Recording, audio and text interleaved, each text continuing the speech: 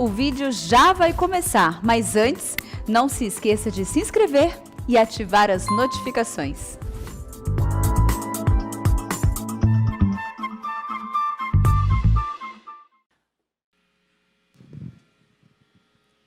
Boa noite, irmãos. Que a paz e a graça do Senhor estejam com vocês. Para mim é sempre uma alegria e um privilégio muito grande estar aqui, podendo compartilhar da palavra de Deus com os irmãos. É algo maravilhoso. Que Deus possa falar conosco e nos abençoar hoje ricamente. Abra comigo sem demora no Salmo de número 90.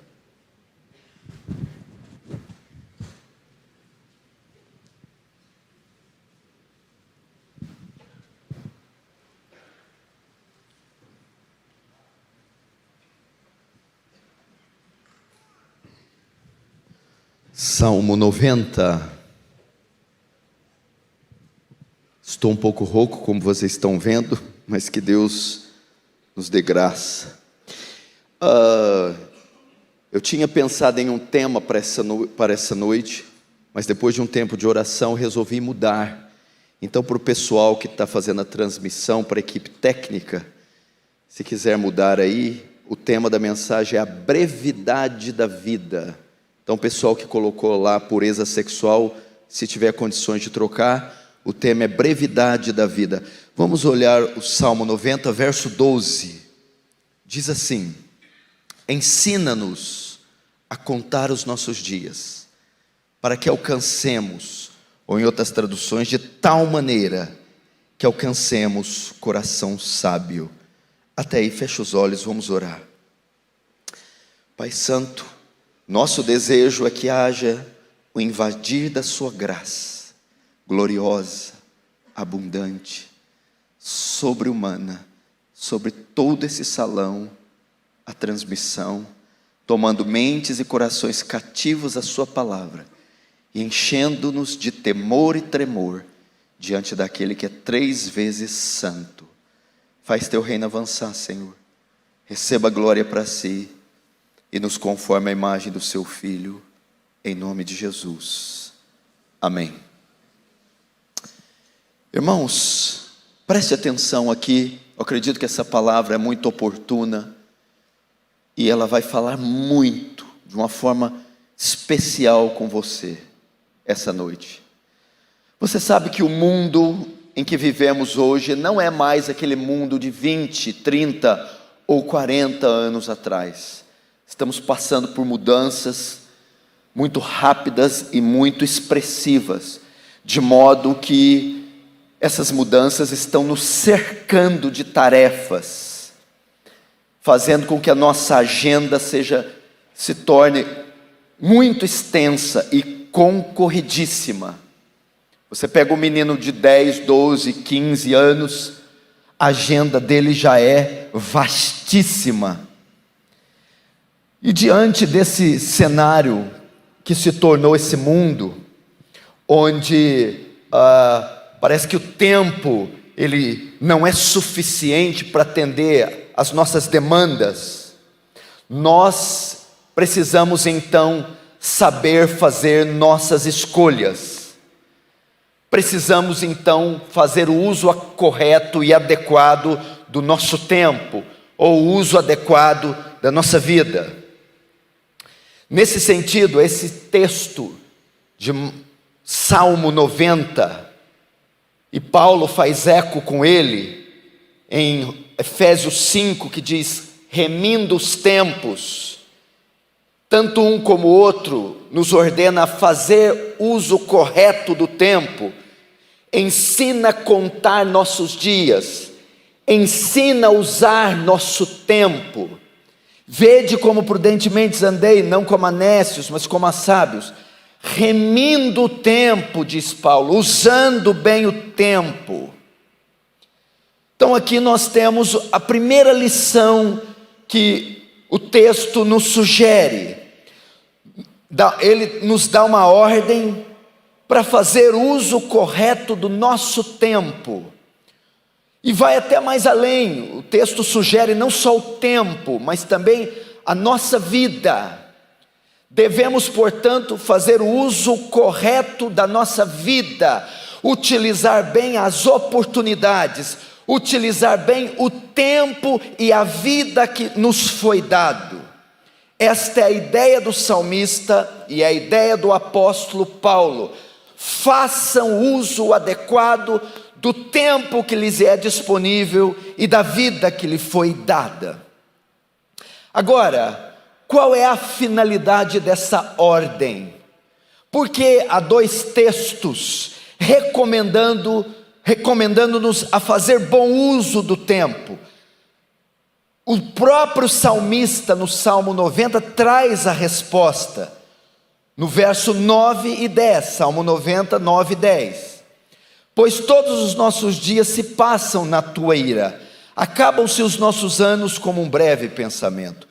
Os dias da nossa vida sobem a 70 anos, ou em havendo vigor a 80. Nesse caso, o melhor deles é canseira e enfado, porque tudo passa rapidamente e nós voamos. Aqui ele nos dá a resposta.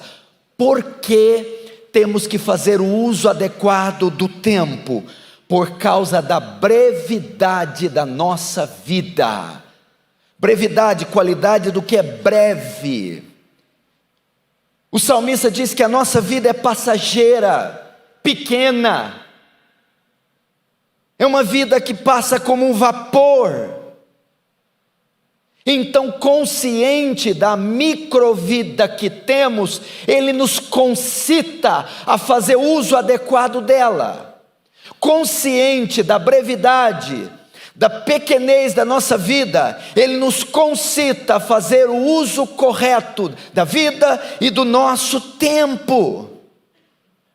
Matthew Henry, comentando sobre a finitude humana na queda de Adão, ele diz: Deus criou e formou Adão e Eva para que vivessem para sempre. Porém, num fatídico dia, o homem caiu. O pecado entrou em sua natureza.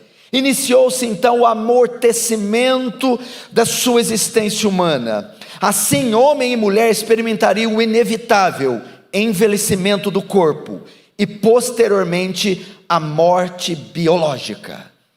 Depois que o pecado entra, a vida do homem passa a ter uma validade e pequena e breve. E nós precisamos hoje, o meu desejo é que por permissão do Espírito Santo, Deus venha iluminar nossa mente, conscientizar os homens, nós os cristãos, da nossa finitude e de quão breve é a nossa vida, e sabendo disso, usar ela adequadamente. Bom, eu tratei aqui em miúdos que a nossa vida é breve. Então, nós sabendo disso, nós devemos fazer o uso correto dela. Vamos abrir então em uma passagem dos Evangelhos, em uma parábola, onde nós vamos aprender a fazer o uso correto da vida. Está em Lucas capítulo 12, abra comigo lá. Lucas capítulo 12.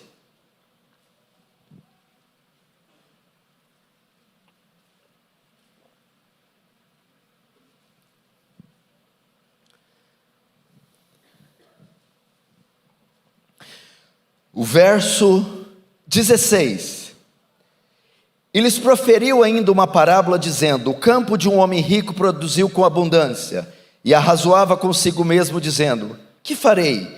Pois não tenho onde recolher meus frutos. E disse: farei isto, destruirei os meus celeiros, reconstruirei maiores, e aí recolherei todo o meu produto e todos os meus bens. Então direi à minha alma: tens em depósito muitos bens para muitos anos, descansa, come, bebe, regala-te.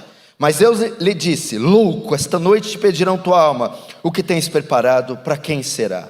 Até aí.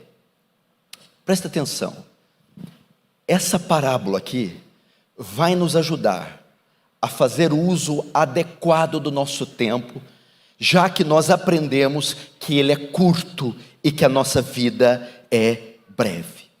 Primeiro ponto aqui que a parábola nos ensina é fazer as escolhas certas. Irmãos, conscientes do nosso curto tempo nessa vida, devemos tomar decisões certas, fazer escolhas certas. A parábola começa com as escolhas que esse homem fez. O texto diz: o campo de um homem rico produziu com abundância. Aqui mostra com o que ele resolveu gastar seu tempo, sua vida, e com quem. Ele escolheu gastar sua vida trabalhando a fim de se tornar rico. Ele escolheu ser um homem rico, um grande empresário. Ele escolheu gastar cada minuto da sua vida, seus talentos, seus dons, seus esforços, com uma única finalidade: ser um homem rico. E para quem ele resolveu gastar? O texto diz: produziu com uma abundância, e o verso 17, 19, arrazoava consigo mesmo: que farei? Não tenho onde recolher meus frutos. E disse: farei, destruirei meus celeiros e reconstruirei maiores. Ele decidiu gastar sua vida com trabalho e decidiu viver para si mesmo. Irmãos, com o que você escolheu gastar sua vida? Com o que você decidiu viver? Qual é a sua finalidade nessa terra? O que você escolheu para você como estilo de vida? Esse homem escolheu ser um empresário, ser rico, e escolheu viver para si mesmo. Você tem escolhido viver para quem? Para Deus? Ou para o mundo? Para Deus ou para o dinheiro? Para Deus ou para sua esposa? Ou para os filhos? Porque tem gente que faz da esposa ou dos filhos um fim em si mesmo. Faça as escolhas certas. Por quê? Irmãos, escute o que eu estou dizendo. Dada a pequenez da nossa vida, não podemos dar o luxo de fazer escolhas erradas. Elas podem ser irreversíveis. Uma vez feita a escolha, com quem você vai se casar, que país você vai morar, que igreja você vai servir, se você se ingressa no ministério ou não, isso pode não ter mais volta. Esse homem esse homem decidiu gastar sua vida com uma coisa fútil, tola, que não tem reflexo na eternidade, apenas se enriquecer, e decidiu viver para si mesmo. Olhe você, para quem você vive? Com que você gasta seu tempo? O que você traçou como meta de vida para você? Aonde você quer chegar? Notem, olha, pastor Erival, a escolha dele foi baseada no seu desejo e não na vontade de Deus. No verso 16, ele faz a pergunta, que ele está em dúvida, né? Arrazoava consigo dizendo: que farei? Ele tinha plantado e tinha seus celeiros. Veio uma outra colheita tão grande que ele não tinha onde pôr. Ele ficou na dúvida: o que farei? Então veja, o 16, ele faz a pergunta. Mas no 18, ele mesmo responde: farei isto, destruirei os meus celeiros e construirei outros maiores. Ele está em dúvida o que fazer da vida, o que fazer com o dinheiro, o que fazer com os dons, o que fazer com os recursos, o que fazer com o tempo. Ele faz a pergunta e ele mesmo responde o que fazer: já sei, derrubarei esses celeiros, construirei outros maiores. Sua decisão não foi com base nas escrituras, sua decisão não foi com base na vontade de Deus, Sua decisão foi com base na sua conveniência, nos seus desejos egoístas, nos seus caprichos. Irmãos, a escolha do que fazer com a sua vida, com o seu tempo, com o seu corpo, com os seus talentos, tem vindo dos seus desejos pessoais, ou da vontade de Deus, ou daquilo que Deus determinou, ou daquilo que Deus dirigiu você? Isso é muito perigoso. Portanto, não corra o risco, irmãos, de errar nas escolhas.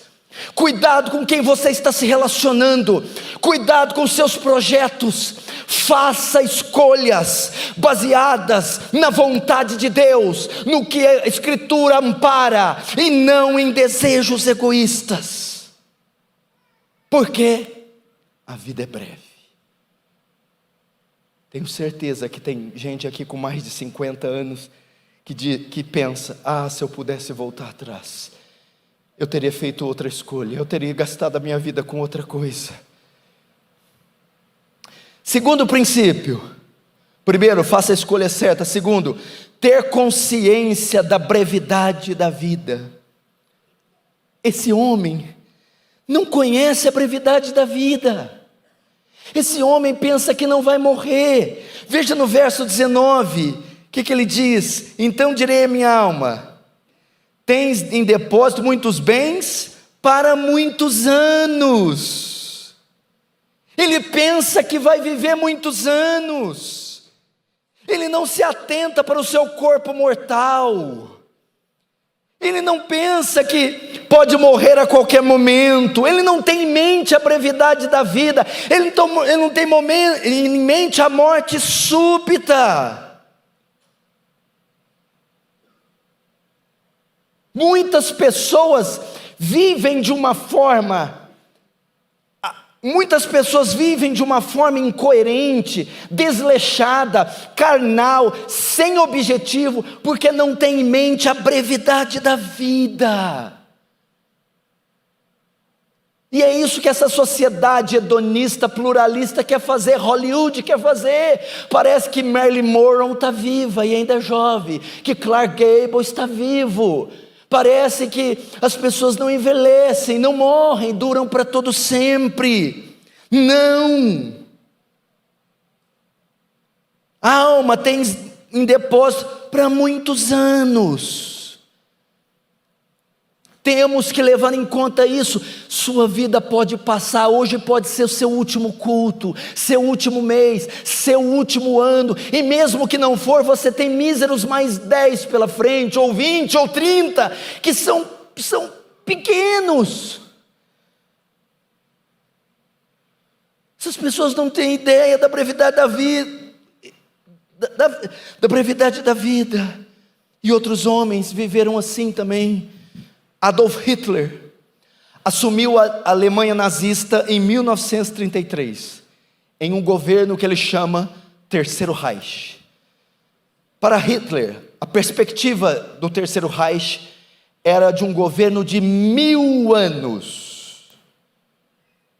Em 1945, com apenas 56 anos de vida, Adolf Hitler morre, e com ele o Terceiro Reich, que durou apenas 12 anos. Ele não tinha em mente a brevidade da vida. John Lennon, ele disse: nós os Beatles somos mais populares que Jesus Cristo. Eu não sei quem vai acabar primeiro, disse Lennon, o cristianismo ou os Beatles. A banda Beatles foi formada em 1960. Em 1970, a banda se desfaz. Em 1980, com apenas 40 anos, John Lennon morre. Não tinha consciência da brevidade da vida. Tancredo Neves, presidente eleito em 1985, fez planos para governar o Brasil. Em 15 de janeiro de 85, foi eleito presidente da República Federativa do Brasil.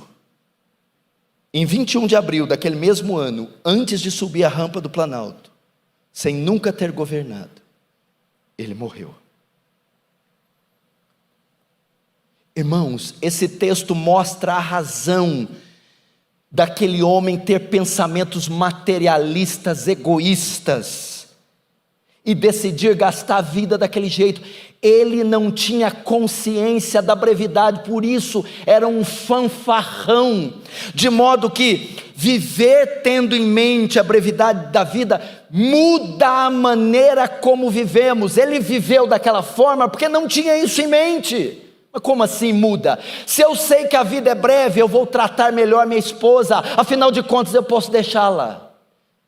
Se eu sei que a vida é breve, eu vou ser um cristão melhor, porque afinal de contas a minha vida é curta.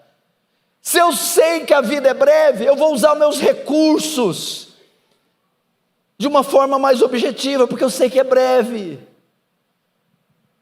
Tiago 4,14 diz: vós não sabeis o que sucederá amanhã, que é a vossa vida, sois apenas como neblina que aparece por instante e logo se dissipa. A vida é breve. A vida é breve.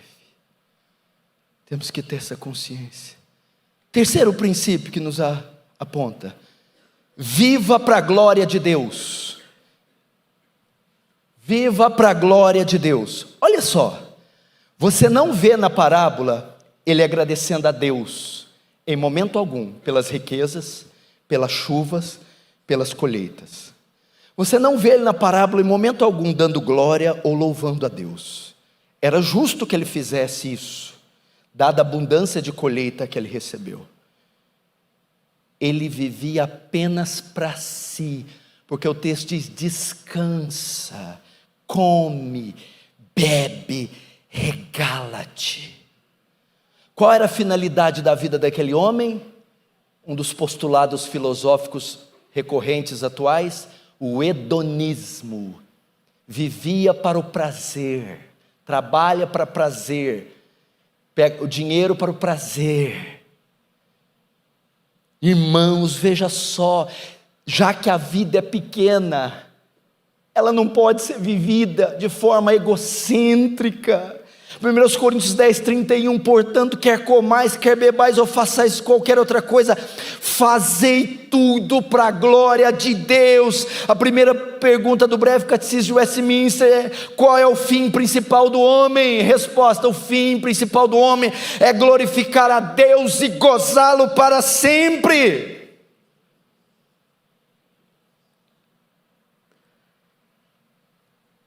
Ele não dá glória a Deus roubando oxigênio de Deus, água de Deus, vida de Deus, recebendo chuvas de Deus, livramentos de Deus, bênçãos de Deus, e não faz uma menção de Deus. Você quer uma coisa nobre para você viver? Viva para a glória de Deus.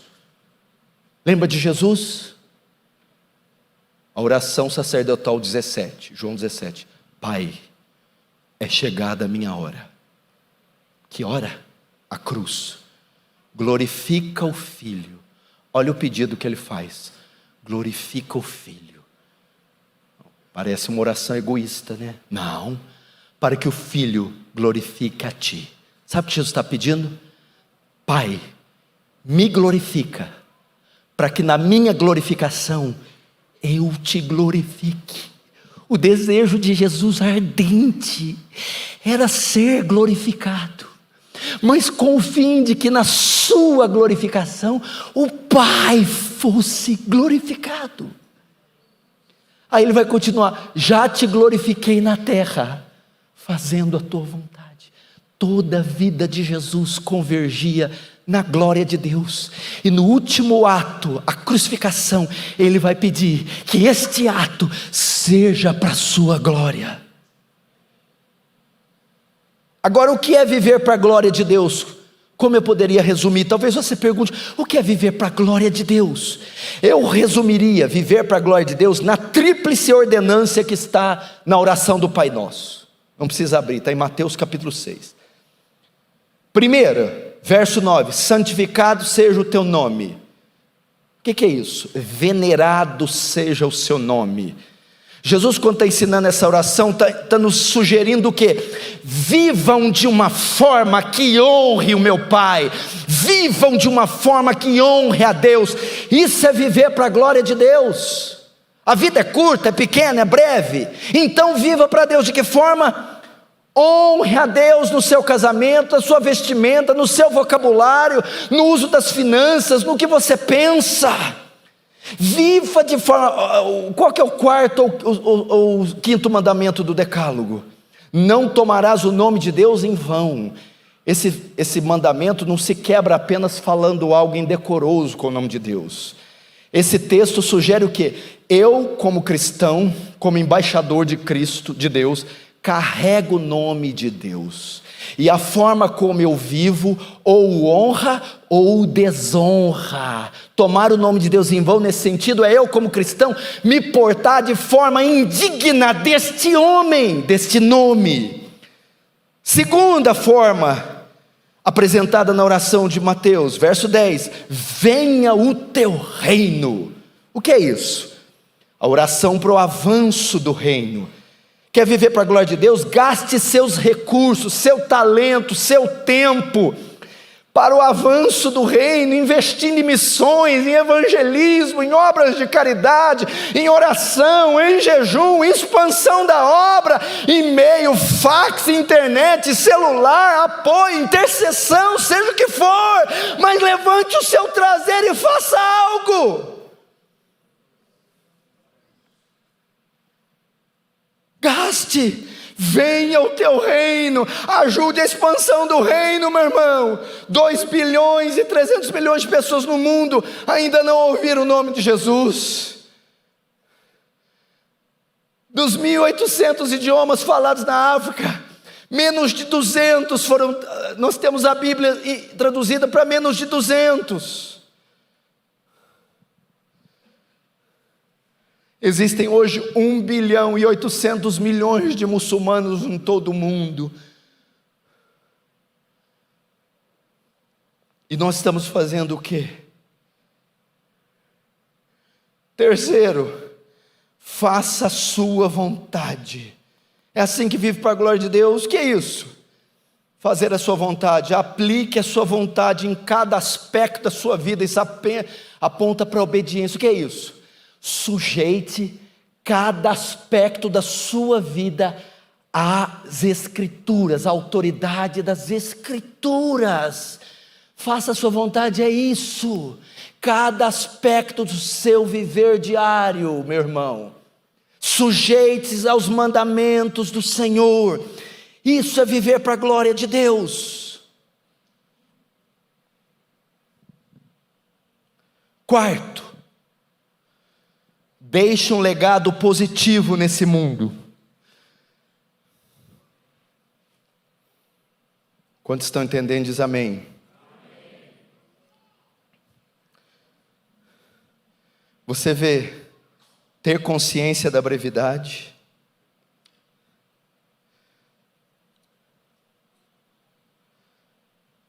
viver para a glória de Deus.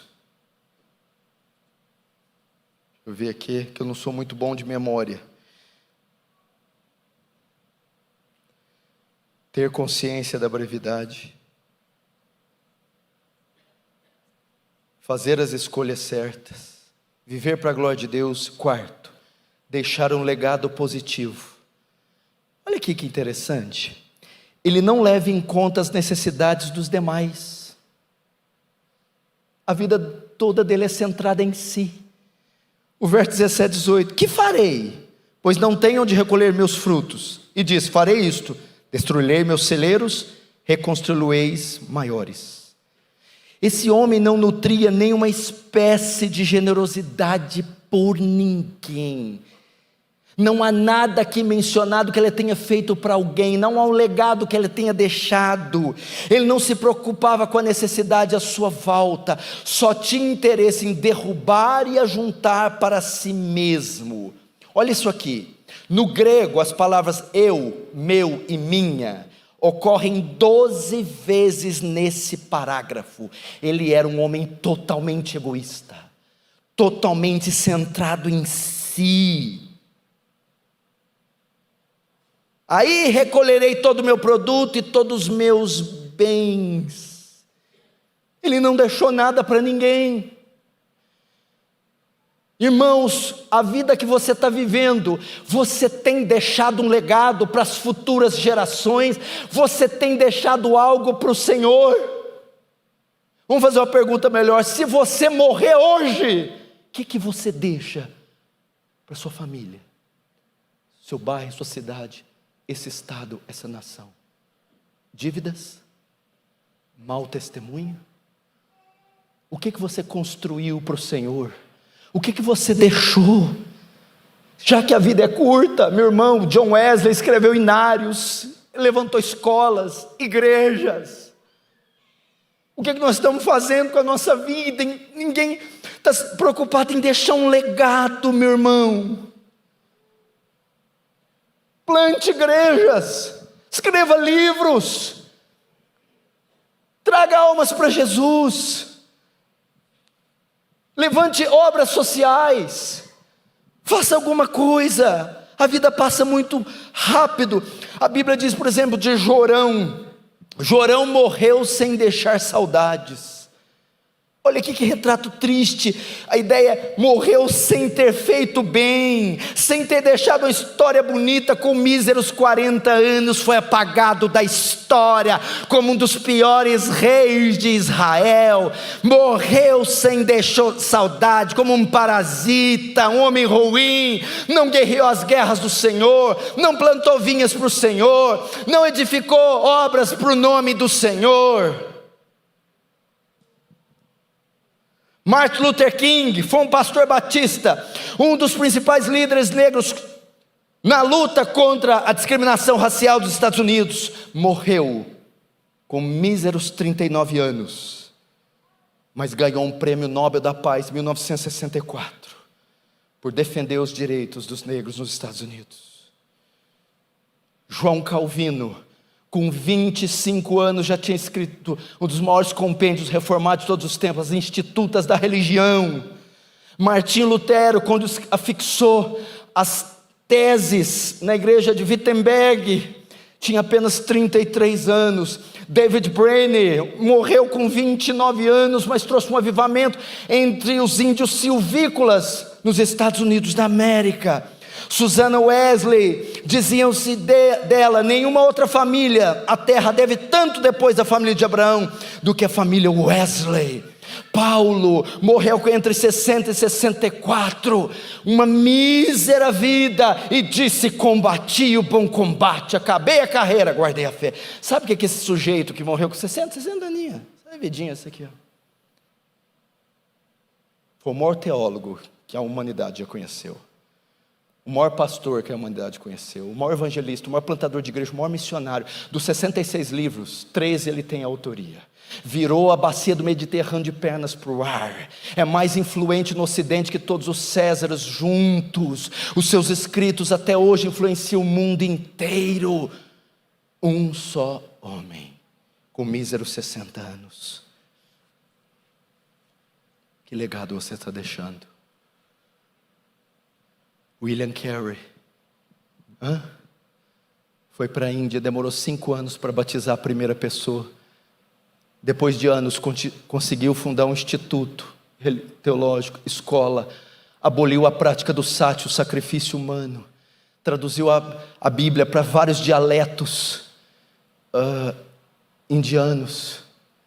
Hudson Taylor, missões no interior da China, até hoje existe, porque um jovem batista sonhou e foi mar adentro até a China. O que você está fazendo com sua vida? Lembra daquela história da Corrie ten Boom, que escondeu cristãos do regime nazista? Elizabeth Elliot, que teve o marido e outros amigos missionários mortos. Perpétua, martirizada no primeiro século. Amy Carmichael. Quanta gente. O que nós estamos fazendo? Pegando aqueles lanches enormes com gordura hidrogenada, saturada, e gastando 3 horas na frente do Netflix e vendo porcaria. Meu Deus, nos guarde disso.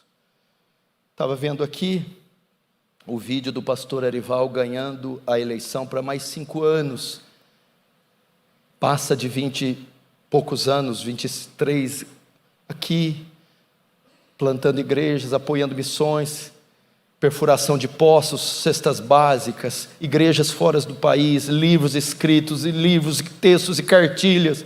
E para nós que fazemos alguma coisa, um sermão desse ainda faz a gente imaginar que fez pouco, que tem muito a fazer. Deixa um legado, meu irmão. Deixa um legado. A vida é muito curta. Quinto, o inevitável finalmente aconteceu. A vida passou. Verso 20. Mas Deus disse: louco, esta noite te pedirão tua alma. O que tens preparado, para quem será? Então a vida de súbito passa. Esse homem achava que ia viver muito, mas aquela noite sua alma seria requerida. Ele iria viver brevemente e morrer rapidamente. Irmãos, assim acontecerá conosco a qualquer momento. Irmãos, deixa eu te perguntar: quantos anos vocês ainda vão viver? Quantos anos você ainda vai viver? Será que não vale a pena viver por uma coisa nobre? Será que não vale a pena abandonar esse miserável pecado oculto, escondido? Será que não dá para viver uma vida mais digna daquele que nos vocacionou?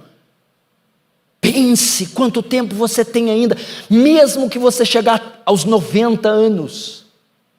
É muito pequeno. Parece que outro dia o Zico errou o pênalti na Copa de 86. Parece que outro dia estávamos vendo domingo pela manhã a Fórmula 1 e o Ayrton Senna bateu na curva Tamburello no GP de Imola. Parece que foi outro dia o plano Collor, o governo Sarney, as diretas já passaram. Outro dia eu estava vendo no SBT, quando passava a semana do presidente, era o João Figueiredo. Olha quanto tempo já se foi. Então vem a pergunta de Deus, 2 perguntas e eu encerro. Primeira: o que você fez em toda essa vida curta? Ele diz aqui, no verso 20: louco, esta noite pedirão tua alma. O que tens preparado? E a segunda pergunta: para quem será? Ok? 2 perguntas ele faz. O que tens preparado? Para quem será? Esse texto é mais do que perguntas, ele aponta para o julgamento divino. O homem morreu. Agora chegou o dia da prestação de contas. E o julgamento aqui passa por 2 questões. Primeira: o que tens preparado? O Senhor vai requerer dele o quê? O que você fez com essa curta vida que eu te dei? Segunda pergunta: para quem serás? E para quem você viveu essa curta vida? Quem recebeu de você louvor? Deus vai nos julgar e vai requerer de nós o uso da nossa vida, do nosso corpo, dons, talentos. E também para quem nós o entregamos. E Jesus termina dizendo: como são aqueles que vivem assim? Ele usa a palavra louco, sem juízo, nécio. Esse homem viveu sua vida curta para si mesmo. Deus chama de louco quem faz isso. Esse homem não colocou Deus como prioridade. Deus chama de louco quem faz isso. Esse homem achava que era dono do seu tempo e do seu destino. Vou viver muito bem, muitos anos, mas ele não era. É loucura achar isso. Ele pensava que suas conquistas na terra poderiam satisfazer sua alma. Porque o verso 19 diz: então direi a minha alma, tem depósito para muitos bens. Pobre homem. Ele pensava que as suas conquistas podiam satisfazer. E a Bíblia chama de louco, sem juízo, quem faz isso. Qual a solução? Abre no Salmo 34.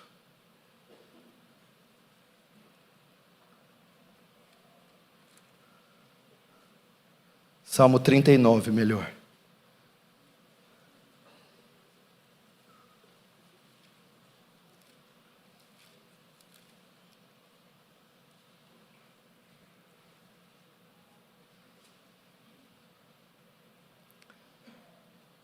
Olha a saída, vamos orar como Davi no Salmo 34, verso 4.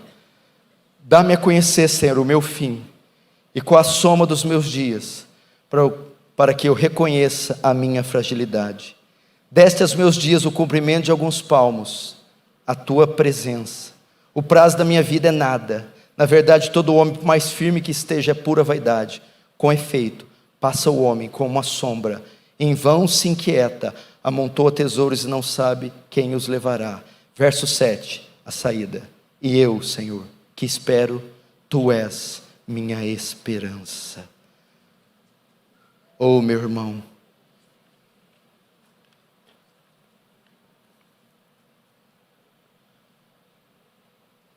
essa é a palavra para nós. Podia fazer um fundinho de teclado aqui. A nossa vida está passando. Nós estamos já envelhecendo, sentindo dores. O corpo está mudando. O cansaço está vindo, está chegando. E a palavra do Senhor diz: lembra do teu Criador nos dias da tua mocidade, antes que te venham os maus dias. Sabe o que quer dizer maus dias aqui? Velhice. Olha o que o texto diz: antes que escureça o sol e a lua as estrelas, sua vista, no dia que tremer os guardas, teus braços, e outrora fortes, as tuas pernas cessarem, e teus moedores da boca serem poucos, dentes. O tempo está chegando. Vamos fazer algo útil para o Senhor. Reveja a sua vida, reveja seus planos, reveja para que você decidiu viver. Vamos fechar os olhos, curve a cabeça.